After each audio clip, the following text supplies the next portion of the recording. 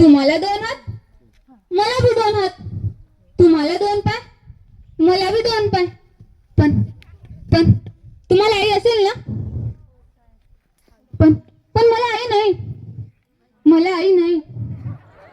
आई मला पण होती. माझ्या आईला वाटायचं माझी मुलगी खूप मोठी होईल आणि आणि तिच्यासाठी साडी घेईन. मला पण वाटायचं मी खूप मोठी होणार आणि माझ्या आईसाठी साडी घेणार.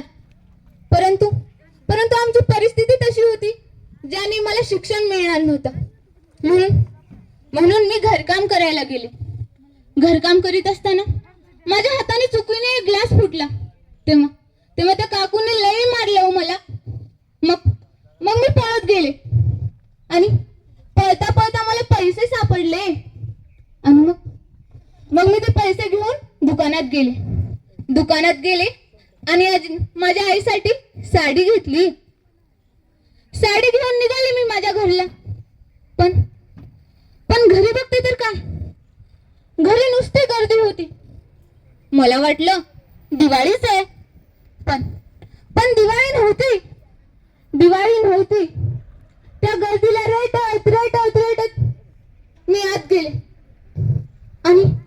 आणि आत बघते तर काय, माझी आई अशी झोपली होती. मी माझ्या आईला उठवलं. आई उठ, ए आई उठ, आई उठ. पण माझी आई हालतच नव्हती. मग मी माझ्या आईला खूप उठवण्याचा प्रयत्न केला. माझ्या आईच्या तोंडात नाकात कापूस घातलं होतं. त्या काकांनी मला म्हणलं की तुझी आई देवाघरी गेली, तुझी आई तुला आता नाही मिळणार. मग मी आईला खूप उठवलं. आई, ए आई उठ. आई उठली नाही. मी आईला म्हणलं, आई बघ मी तुझ्यासाठी साडी आणली.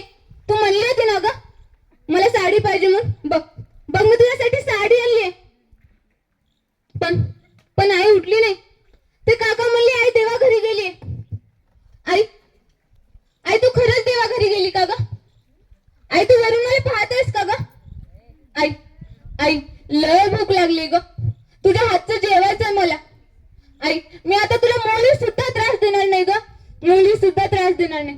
आई परत ये ना ग. अगं आई तू नसल्यावर हे लोक मला मारून टाकतील. आई ये ना ग.